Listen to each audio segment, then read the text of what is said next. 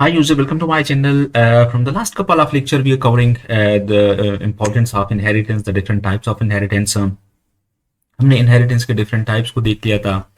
सबसे पहले हमने स्टार्ट किया था सिंगल इनहेरिटेंस से, फिर उसके बाद हमने मल्टी लेवल इनहेरिटेंस को देख लिया था, फिर हमने हायरार्किकल इनहेरिटेंस को देख लिया था, फिर हमने मल्टीपल इनहेरिटेंस को देख लिया था। और आज के एग्जांपल्स के अंदर हम हाइब्रिड इनहेरिटेंस को देखना चाहते हैं कि हाइब्रिड इनहेरिटेंस के अंदर हमारे पास बेस क्लासेस कैसे होती हैं, डिराइव्ड क्लासेस कैसे होती हैं।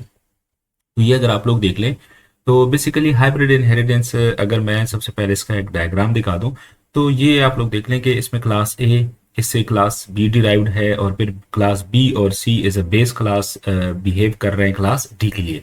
सो अगर इस डायग्राम को हम देख लें तो इसके अंदर हाइब्रिड इनहेरिटेंस हमें नजर आ रही है। हाइब्रिड इनहेरिटेंस मुराद ये है कि more than one type of inheritance involves in this case. So अगर यहाँ पे आप लोग देख लें, ये ए और बी हमारे पास सिंगल लेवल इनहेरिटेंस बनाते हैं, जबकि सेम डायग्राम्स के अंदर बी और सी ये हमारे पास मल्टीपल इनहेरिटेंस भी बनाते हैं। सो अगर दो टाइप्स के इनहेरिटेंस एक ही प्रोग्राम के अंदर, एक ही एग्जांपल्स के अंदर आ जाए तो हम उसको कहते हैं हाइब्रिड इनहेरिटेंस। तो अगर थोड़ा सा हम स्टार्ट से रिवाइज कर लें तो ये हमारे पास था सिंगल लेवल इनहेरिटेंस। इसके अंदर एक बेस क्लास और उसी बेस क्लास से एक डिराइव्ड क्लास। उसके बाद हमारे पास मल्टी लेवल इनहेरिटेंस, जिसके अंदर हमारे पास a class C is derived from class B, which is itself derived from the class A. Similarly, in hierarchical inheritance, one base class, multiple classes are derived from one base class. So class B, C, and D are derived from common base class A. In the multiple inheritance, a class is derived from two classes. For example, you may think of the father class, and this is the mother class, and this is the son class derived from both father and mother, and this is the hybrid inheritance. Okay, now let's see, if we look at the syntax of hybrid inheritance. This is class base 1. Now derived 1 is derived from base class. Base 1 is another class, individual class, and now derived 2 class is derived from both derived 1 and public base. So let's see the practical examples. Here I have a class alpha, which have only one public data member. There is another class beta, which is publicly inherit from alpha. So we have a constructor. Hopefully you people know about the constructor.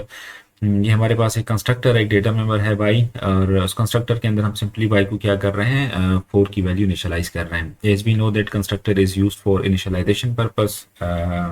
Different type of constructor are there. हम constructor भी एक lecture record करेंगे।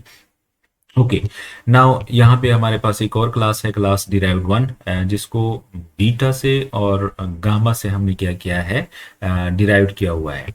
सो यहाँ पे अगर हम देख लें तो इसके अंदर भी मैंने जस्ट सिंपली क्या किया, जो क्लास बीटा है उसके अंदर भी मेरे पास एक कंस्ट्रक्टर है जो कि मेरे पास क्या है, ए क्लास, जो डेटा मेंबर है एक्स, इसको मैंने सिंपली वैल्यू दी है 10।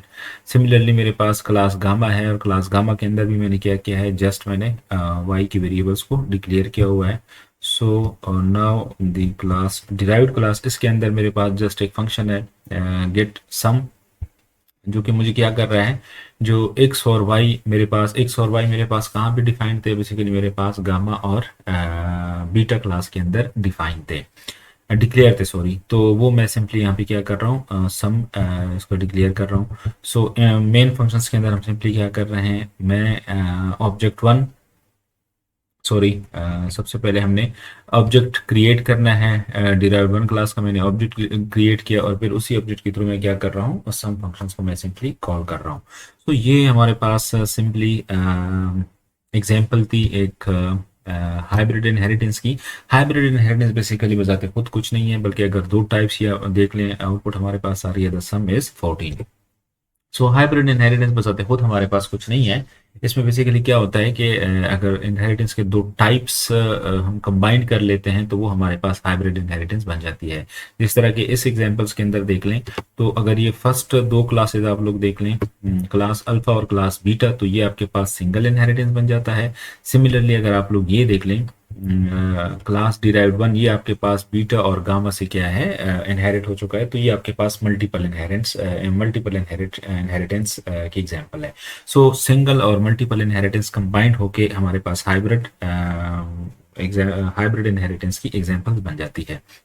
सो आज के लेक्चर्स पे हम इनहेरिटेंस के टाइप को स्टॉप कर लेते हैं। इसके बाद हम इनहेरिटेंस के साथ एक और जो दो क्लासेस के दरमियान रिलेशनशिप को शो किया जाता है, कंपोजिशन और एग्रीगेशन, उसकी हम कुछ एग्जांपल्स देखेंगे कि हम कंपोजिशन को कैसे इंप्लीमेंट कर सकते हैं और फिर एग्रीगेशन को कैसे इंप्लीमेंट कर सकते हैं।